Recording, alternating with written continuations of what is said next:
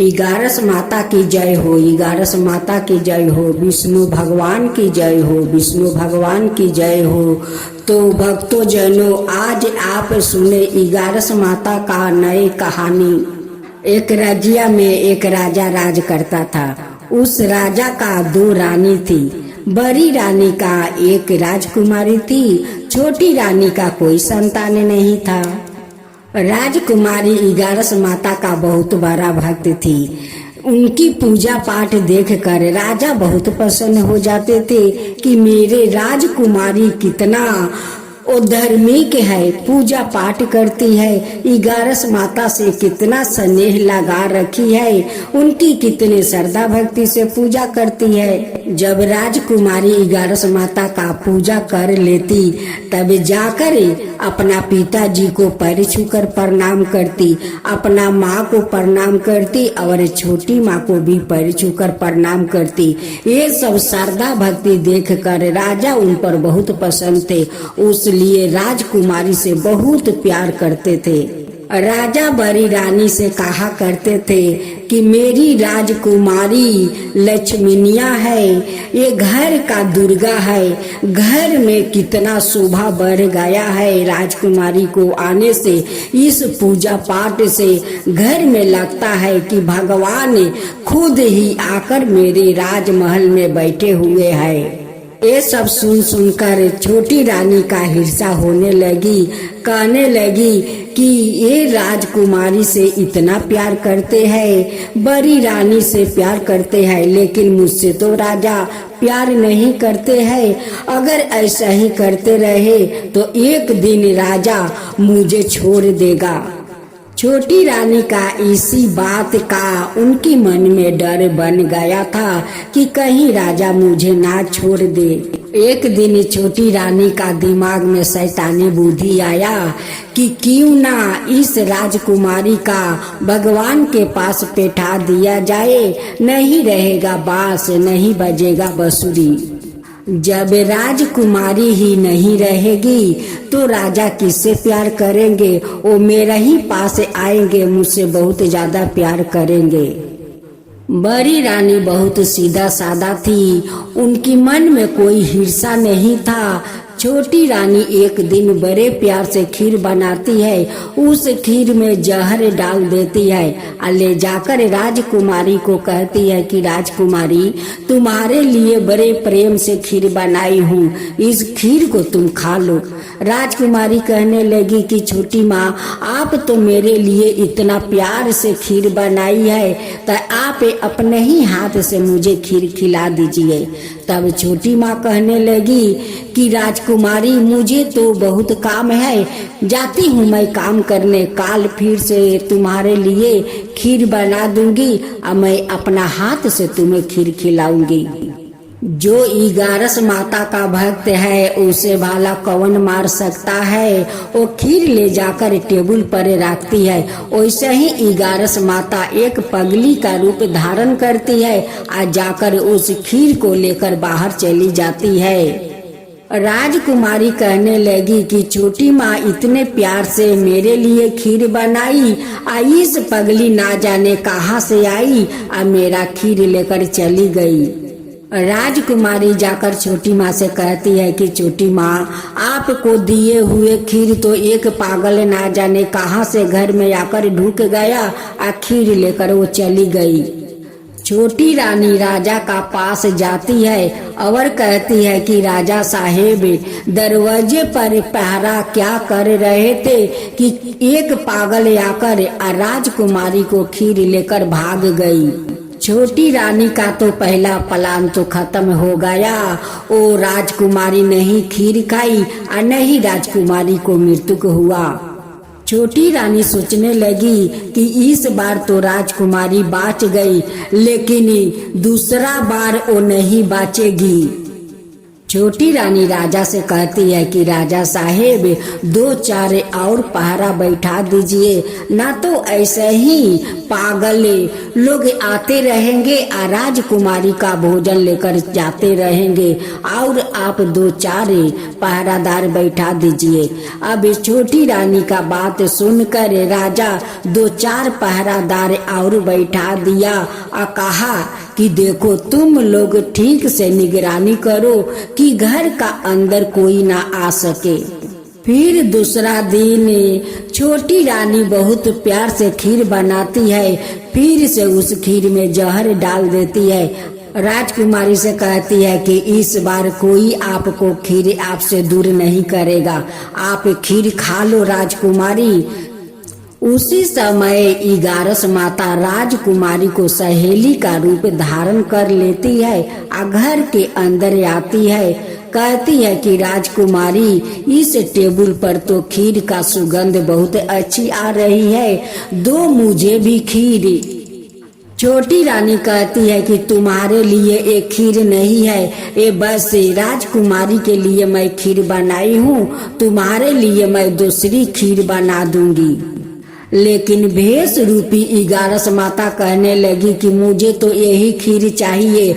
उनकी हाथ से खीर का कटोरा छीन लेती है और खीर खुद ही स्वयं खा लेती है।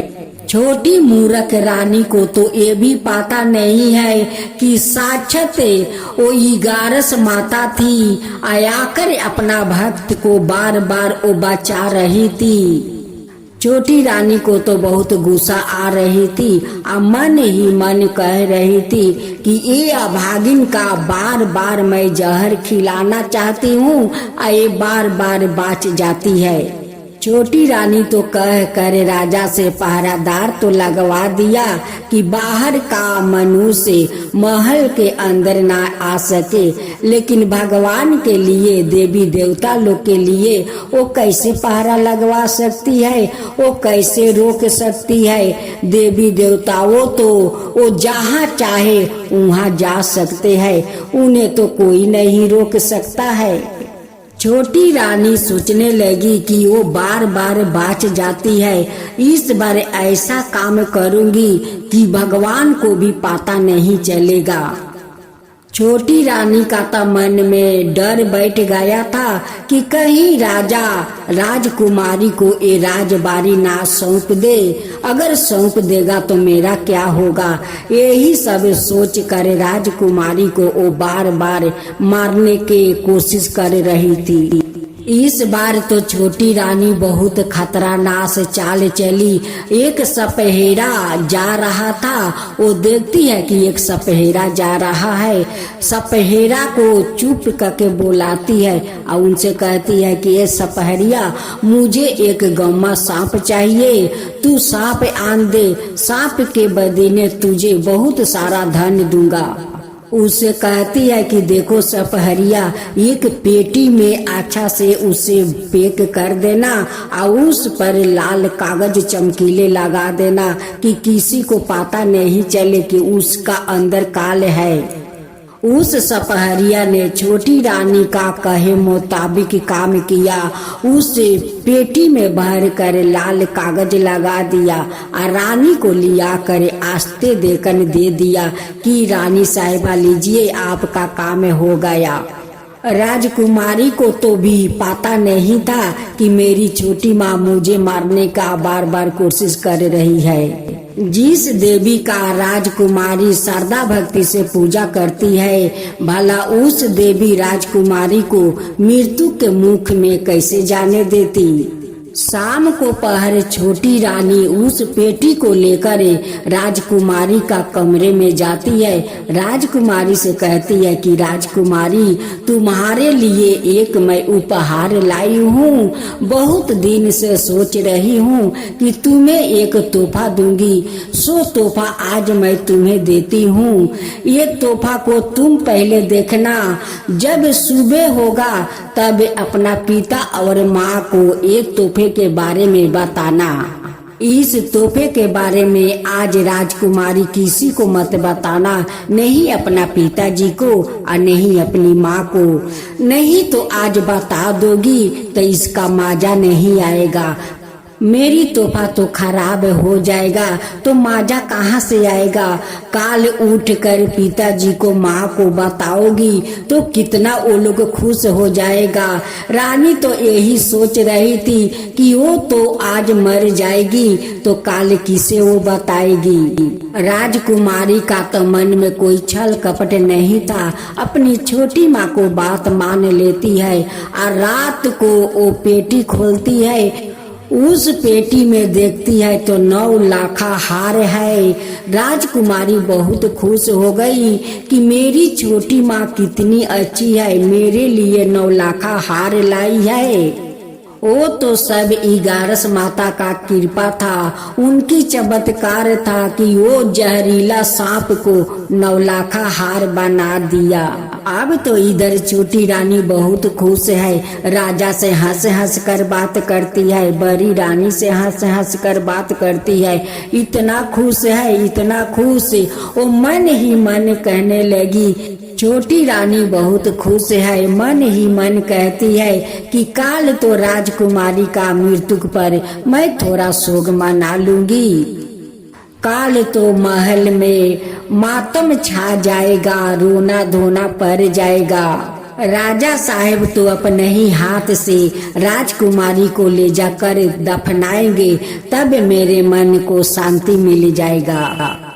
जब सुबह राजकुमारी 9 लाखा हार पहनकर अपना पिताजी के पास जाती है, पिताजी देखकर तो बहुत आश्चर्य हो जाते हैं कि राजकुमारी इतना अनमोल 9 लाखा हार तुम्हें कौन दिया। राजकुमारी कहती है कि पिताजी ये तो मेरी छोटी माँ 9 लाखा हार दी है और बोली थी इस हार के बारे में आज पिताजी को और अपनी माँ को मत बताना, नहीं तो माजा खराब हो जाएगा। जब सवेरे उठना तब जाकर अपना पिताजी को और माँ को ये 9 लाखा हार को दिखाना। इस बात को सुनकर राजा साहेब छोटी रानी पर बहुत खुश हो जाते हैं, कहने लगे कि छोटी रानी कितनी दयालु है, मन उनकी कितना सफैया है कि राजकुमारी के लिए 9 लाखा हार दिया। मैं आज तक तो अपना राजकुमारी का इतना भारी तोहफा कभी नहीं दिया। जब राजा साहेब छोटी रानी का कमरे में जाते हैं तो कहते हैं कि आज छोटी रानी तुम बहुत अच्छी काम किया है, आज मेरे राजकुमारी को 9 लाखा हार देकर मेरे मन को खुश कर दिया है। ऐसी तो कोई सौतेला रानी कभी सौतेला राजकुमारी को नहीं करती है, लेकिन आज तुम सिद्ध कर दिया है कि सौतेला माँ को सीने में दिल होता है सौतेला संतान के लिए। बात सुनकर छोटी रानी बहुत दुखित हो जाती है, कहती है कि ये अभागिन का मैं बार बार मरना चाहती हूँ, आया भागिन बाच जाती है। मैं ऐसा अब क्या करूं कि इस अभागिन मर जाए। इसे तो बार बार मैं मारने की कोशिश करता हूँ, अब बार बार ना जाने कैसे ये बाच जाती है। इसे 2 बार खीर बना कर दिया, जहरीला सांप दिया और सांप कैसे 9 लाखा हार बन गया।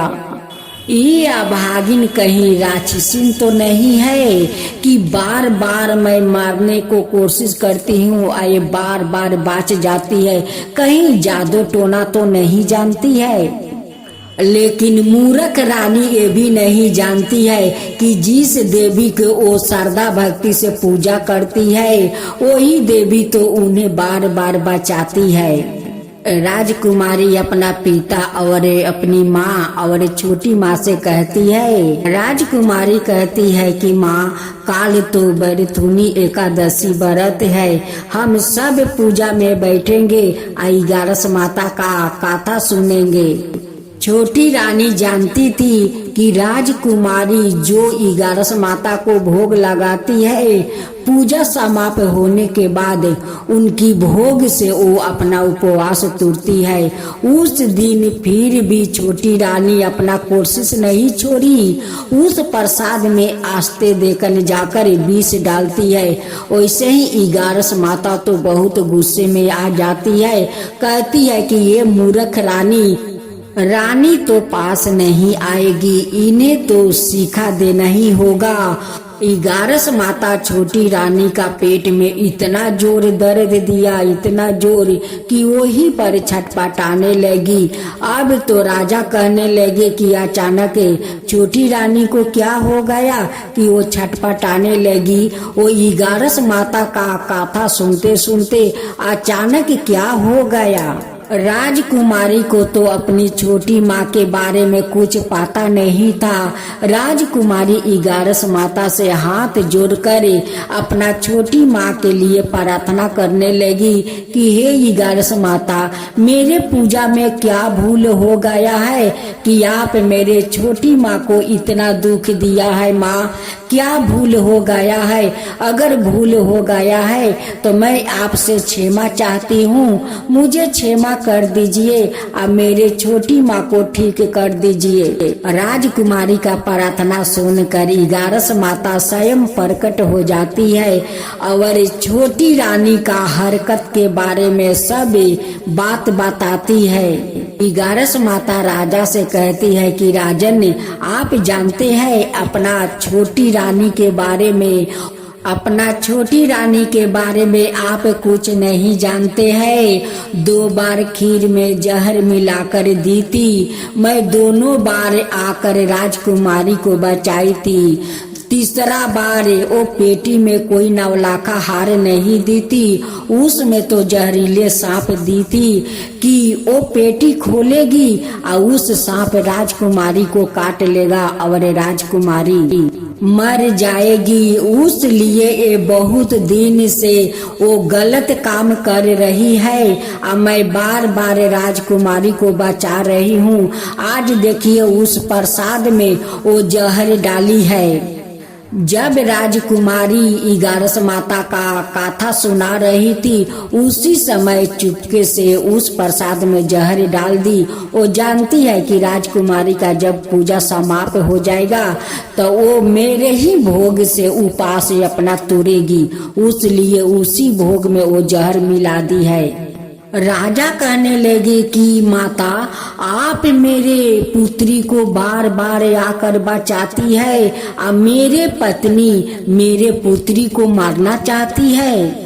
राजा रानी 11 माता से क्षमा मांगती है और राजकुमारी कहती है कि माता, अब मेरी छोटी माँ ऐसी काम कभी नहीं करेगी, उन्हें क्षमा कर दीजिए माता, उन्हें क्षमा कर दीजिए। मैं जानती हूँ कि अब मेरी छोटी माँ कभी ऐसा काम नहीं करेगी और वो आपका श्रद्धा पूर्वक वो व्रत करेगी।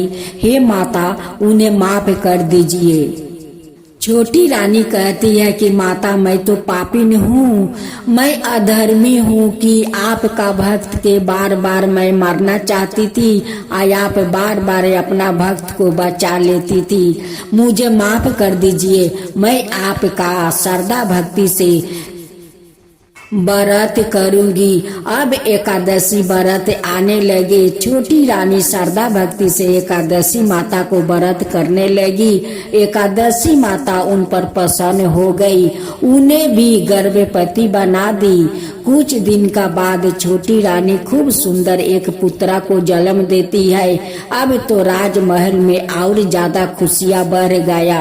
राजकुमारी के साथ साथ छोटी रानी भी एकादशी माता का पूजा करने लगी, 11 माता का कथा सुनाने लगी।